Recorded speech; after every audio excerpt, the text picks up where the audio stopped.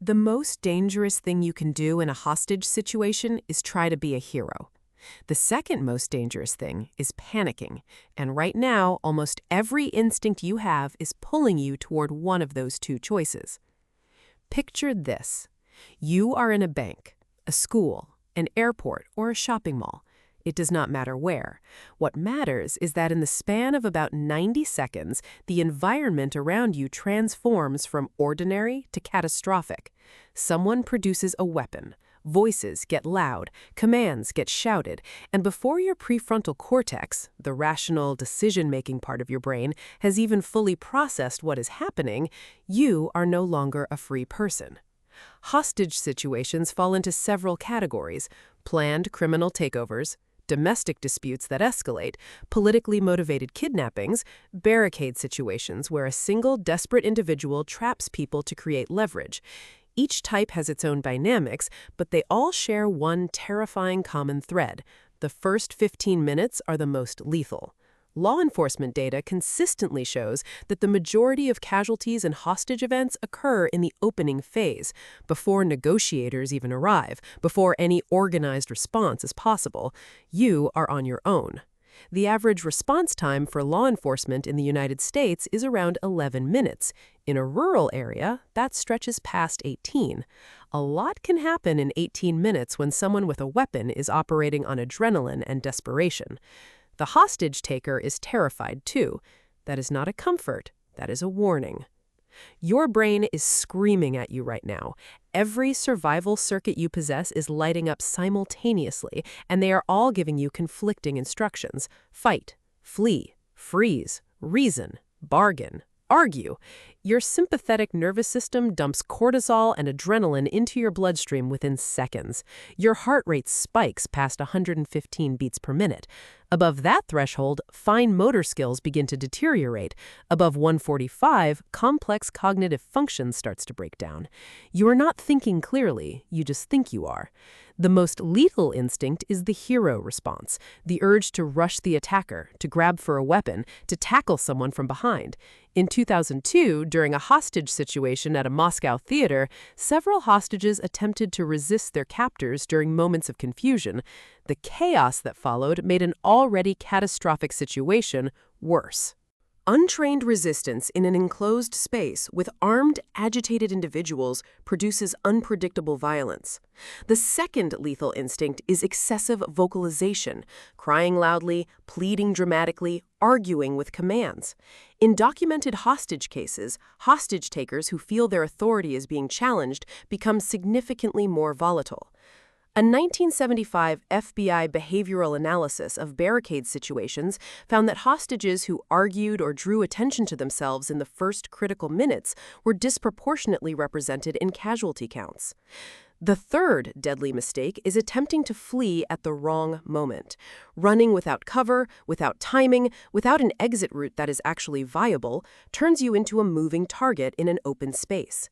Your brain tells you to run because running has saved human lives for 200,000 years of evolution.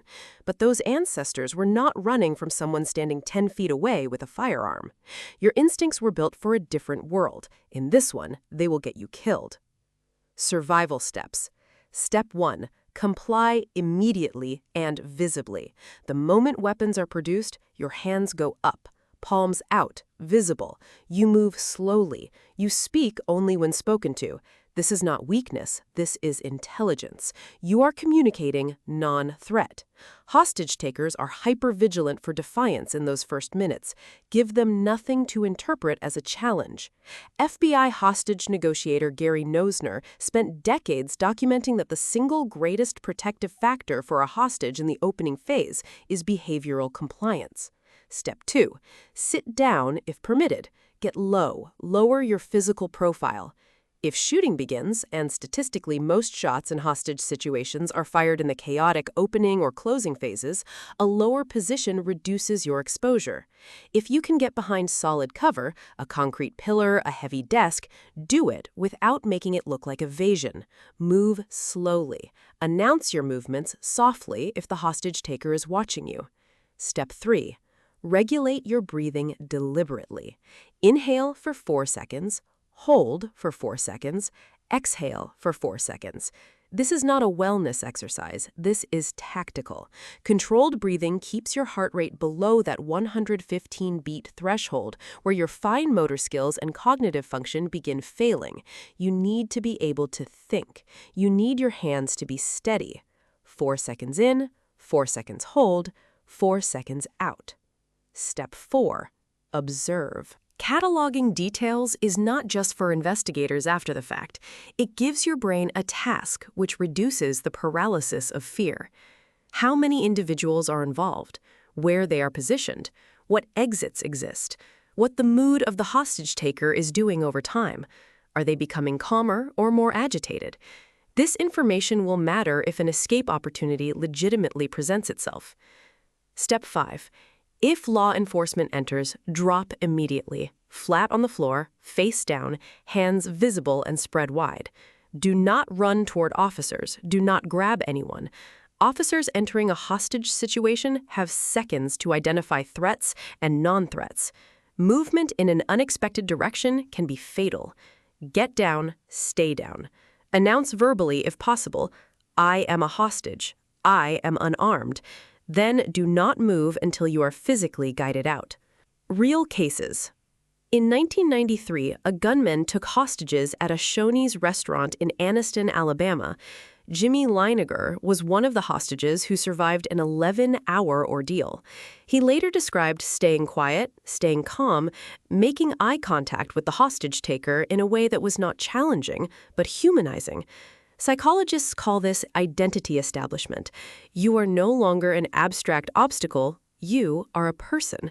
Hostage takers are statistically less likely to harm someone they have spoken to, made eye contact with, or learned the name of. Leiniger walked out alive. Contrast that with the 1980 Iranian embassy siege in London. Several hostages survived by lying flat and complying when SAS forces entered. One hostage, Abbas Lavasani, had earlier in the siege repeatedly drawn attention to himself, argued with his captors, and declared willingness to die for his beliefs.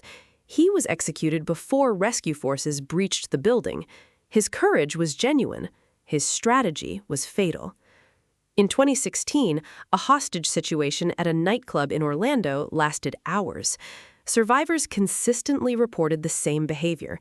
They stayed still, stayed low, stayed quiet, and waited for a window. Those who panicked and rushed toward the chaos were in significantly more danger than those who found a position and held it.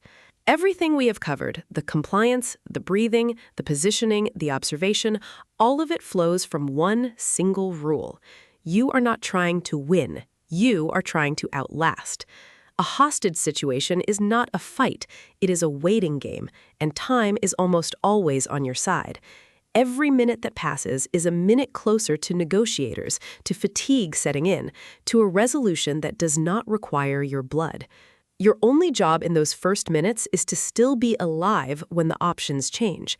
The instinct that kills you is the one that says, act now. The rule that saves you is simpler and harder than anything your adrenaline will suggest. Be boring enough to survive until someone smarter can help you.